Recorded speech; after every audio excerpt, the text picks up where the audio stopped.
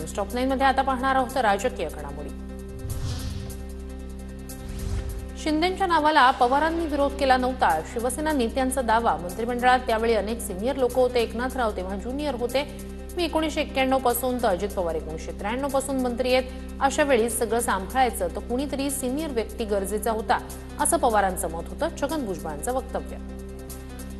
त्या मंत्रिमंडळामध्ये अनेक जे आहेत आमच्या बाजूचे सिनियर लोक होते। म्हणजे सगळं जर सांभाळायचं असेल तर सिनियर मनुष्य कोणतरी पाहिजे। शिवसेनेच्या 12 मंत्र्यांवर ऑपरेशन टायगरची जबाबदारी मंत्री प्रताप सरनाईक यांची माहिती।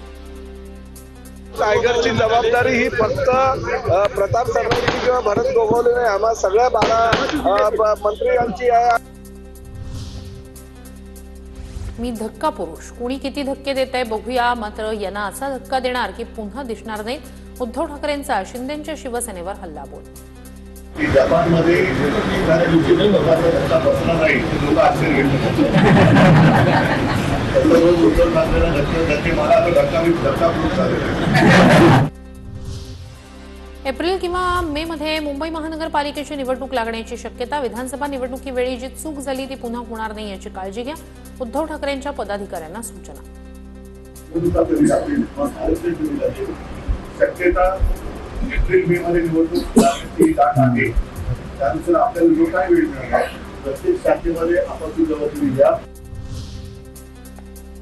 शिंदेंचा बालेकिल्ला कुठलाच नाही, त्यांनी पैशांनी बालेकिल्ले विकत घेतले। शिंदेंनी असं कोणतं महान कार्य केलंय?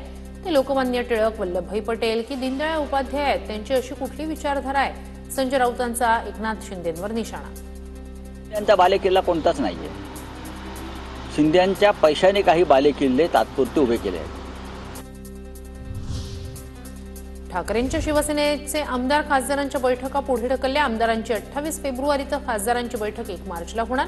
डॅमेज कंट्रोलसाठी ठाकरेंकडून बैठकांचं सत्र। शरद पवारांनी मराठा नेत्याला मुख्यमंत्री करण्यास विरोध केला होता, असं चित्र संजय राऊत तयार करतायत। पवारांनी आपला शिंदेंना विरोध होता हे सांगावं, खासदार नरेश म्हस्के यांचं आवाहन। पवार साहेबांचा एकनाथ शिंदे यांना विरोध होता अशा पद्धतीची खोटी वक्तव्य करून अशा पद्धतीचं नेरेटिव्ह पसरवण्याचं काम संजय राऊत करत आहेत। अजित पवारांनी राज्यातील सर्व जिल्हाध्यक्षांची बैठक बोलावली। 25 तारखेला मुंबईत देवगिरी निवासस्थानी बैठक। आगामी पक्षातील फेरबदलासंदर्भात बैठकीत चर्चा होणार। अभिजित पवारांची 2 दिवसातच पवारांच्या राष्ट्रवादीत घर वापसी। 2 दिवसापूर्वीच अभिजित पवार आणि हेमंत वाणी यांनी अजितदादांच्या राष्ट्रवादीत प्रवेश केला होता। अजितदादांच्या राष्ट्रवादीत प्रवेश करण्यासाठी दबाव होता। अभिजित पवार यांची प्रतिक्रिया।